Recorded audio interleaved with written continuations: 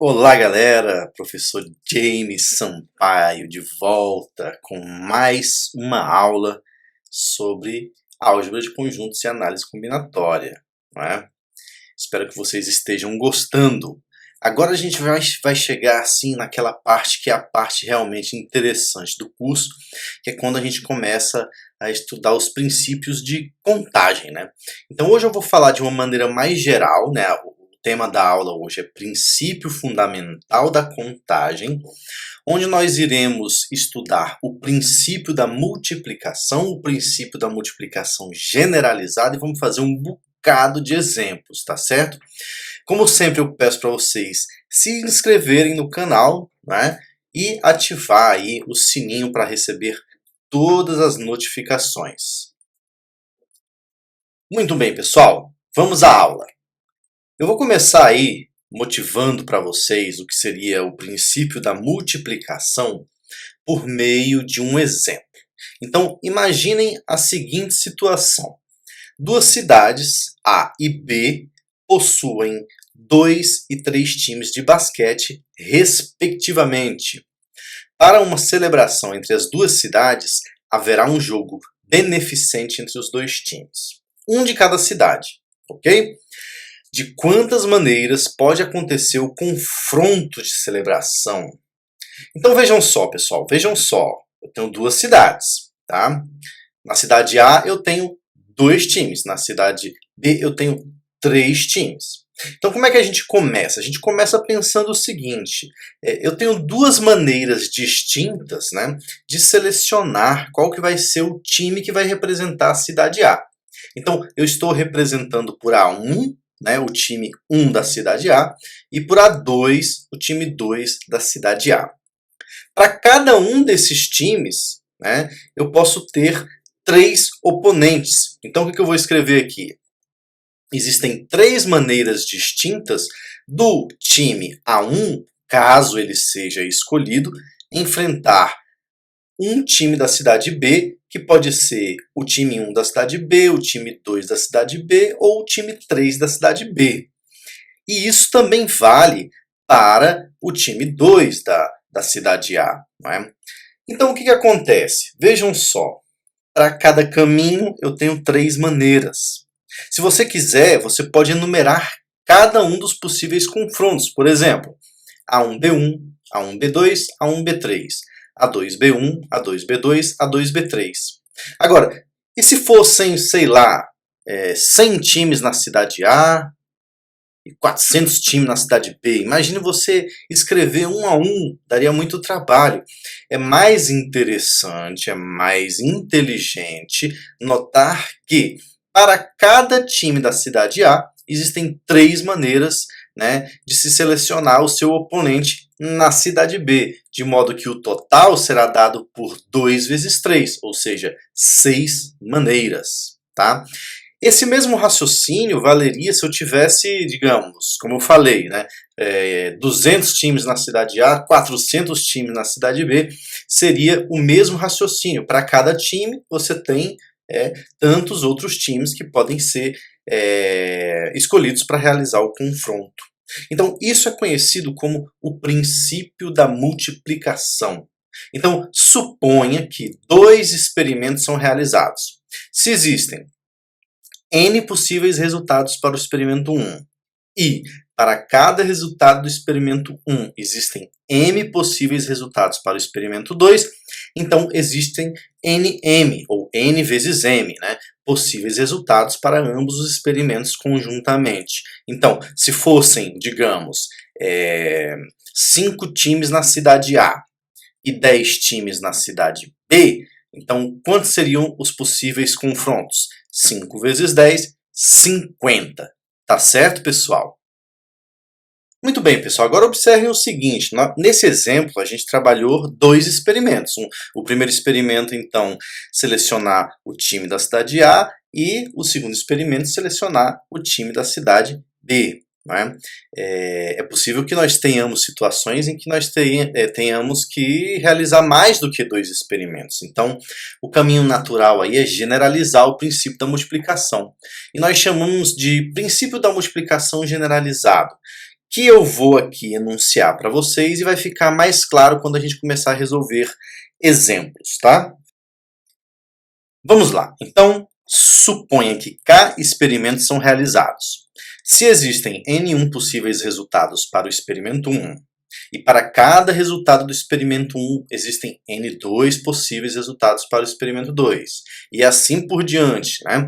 Até o experimento K, então existem N1 vezes N2 vezes N3 vezes N4, enfim, até NK, seja qual for o valor de K, né? Possíveis resultados para todos os experimentos conjuntamente.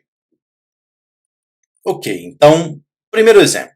Uma universidade possui 5 cursos de engenharia e pretende formar um comitê de formatura composto por um representante de cada curso. Sabendo que os cursos em questão possuem, respectivamente, 3, 6, 2, 4 e 3 candidatos, quantos possíveis comitês podem ser formados? Então vejam só, eu vou ter que escolher um de cada curso, né? Então eu vou ter 3 para o primeiro, 6 para o segundo, 2 para o terceiro, 4 para o quarto, 3 para o quinto, não é isso? Então a resposta aqui é muito simples, né? Como para cada um dos experimentos, que significa selecionar um representante do curso, né? Eu tenho outros tantos experimentos à frente, então isso se aplica ao princípio da multiplicação generalizada, e nós vamos ter então 3 vezes 6 vezes 2 vezes 4 vezes 3, né? Essa é a nossa resposta, que dá então 3 vezes 6 vezes 2 vezes 4 vezes 3, 432 possíveis comitês a serem formados. Tá legal? Então esse é um exemplo bem direto do princípio da multiplicação generalizado. Outro exemplo aí que a gente pode resolver. Um trabalhador de uma empresa pretende apresentar um gráfico pizza para seu chefe com 3 categorias referentes aos salários dos funcionários da empresa. De quantas maneiras ele pode colorir este gráfico, onde as cores devem ser distintas, né? Se tem à sua disposição as cores azul, vermelho, amarelo, verde e roxo, beleza? Para facilitar aqui, o que eu vou fazer? Eu vou fazer aqui um gráfico pizza sem as cores por enquanto, e a gente vai tentar visualizar juntos aí a resposta. Então, a primeira coisa que a gente tem que pensar é o seguinte: cada cor tem que ser diferente uma da outra, né? Porque são faixas salariais diferentes, né? Então vejam só, eu coloquei aí tudo assim, tons de cinza, né, para facilitar a nossa análise. Então digamos que essa faixa maior da pizza, a gente vai escolher a cor para ela inicialmente. Então o que eu poderia ter aí?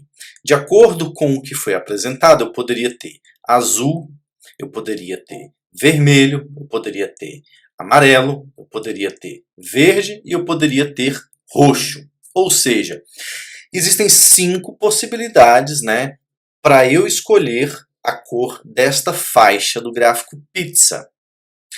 Agora, quantas eu teria para a segunda faixa, que seria essa segunda maior? Vamos lá. Digamos que eu escolhi o roxo, né, para a primeira. Eu não posso mais usar o roxo na próxima. Então, quais são as cores que eu tenho disponíveis para a segunda faixa? Eu teria azul, vermelho, amarelo ou verde. O roxo não pode ser porque eu já usei ele. Então eu teria 4 possibilidades. E para a última, né, faixa, eu teria então a possibilidade de azul, vermelho e amarelo. Não pode ser nem roxo e nem verde, né, porque já utilizamos. Então sobraram 3 cores para serem utilizadas. Pelo princípio da multiplicação generalizada, a nossa resposta então vai ser 5 vezes 4 vezes 3, que é igual a 60 maneiras distintas, tá? Vamos complicar um pouquinho agora.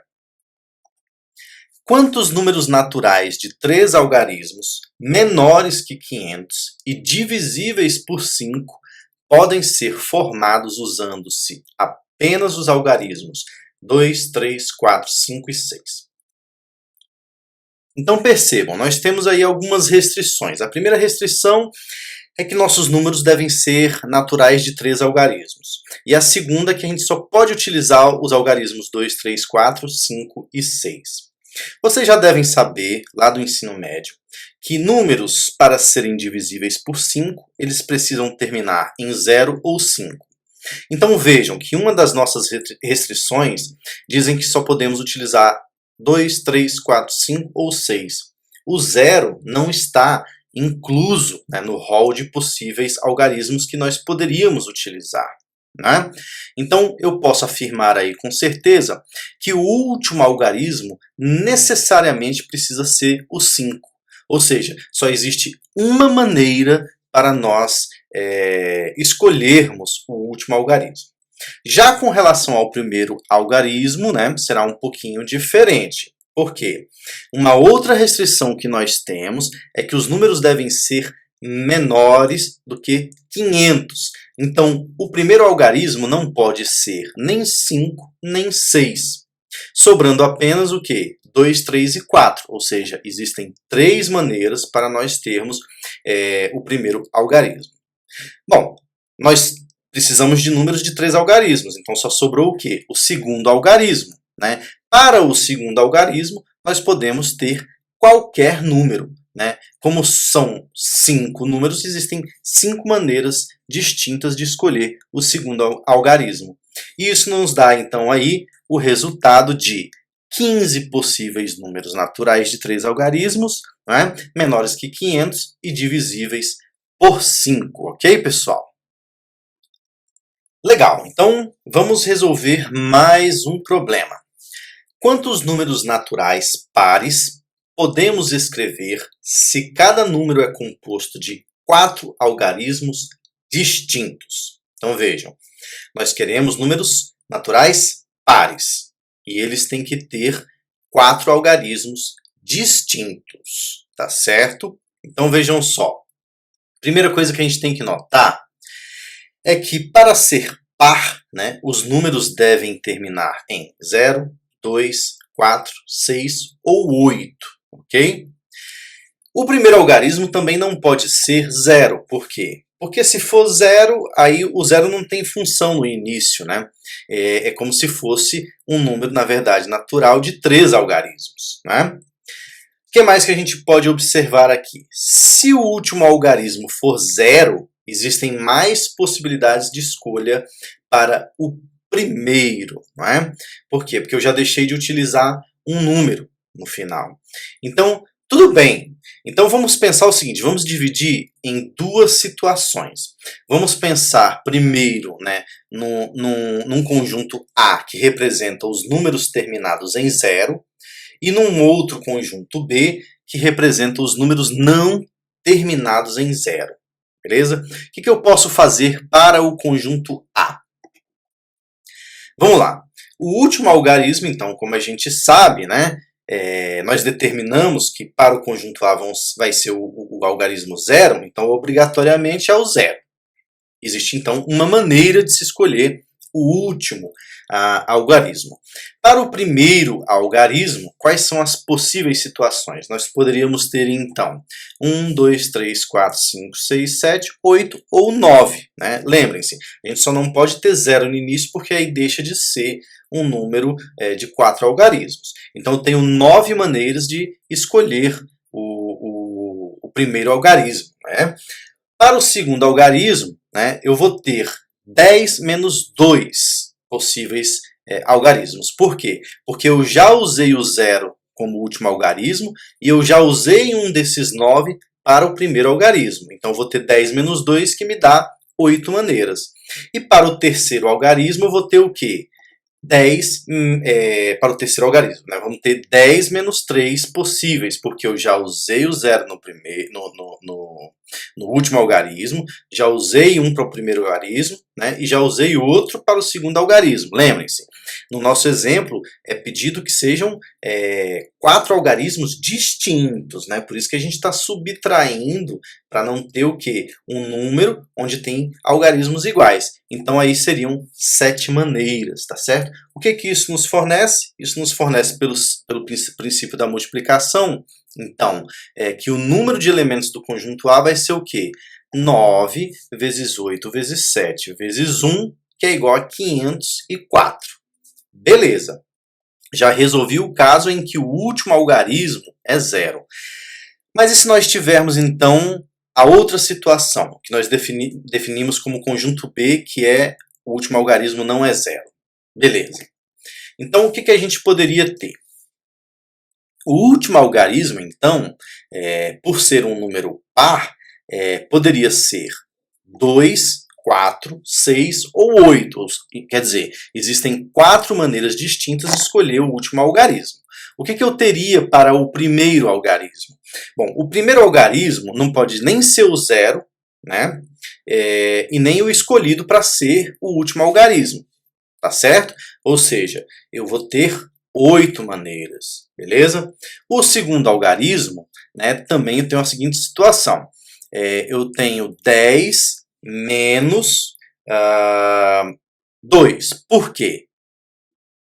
Porque ele não pode ser nem o número que eu escolhi para ser o último algarismo e nem o número que eu escolhi para ser o primeiro algarismo. Então eu tenho também aqui 8 maneiras possíveis. E para o terceiro algarismo, o que eu vou ter, pessoal? Eu não posso ter 3 valores. Por quê? Porque não pode ser o algarismo que eu escolhi para ser o último, nem o primeiro e nem o segundo. Então são 7 maneiras, beleza? Isso me dá um total de 8 vezes 8 vezes 7 vezes 4, que é igual a 1792 possíveis, né, números naturais.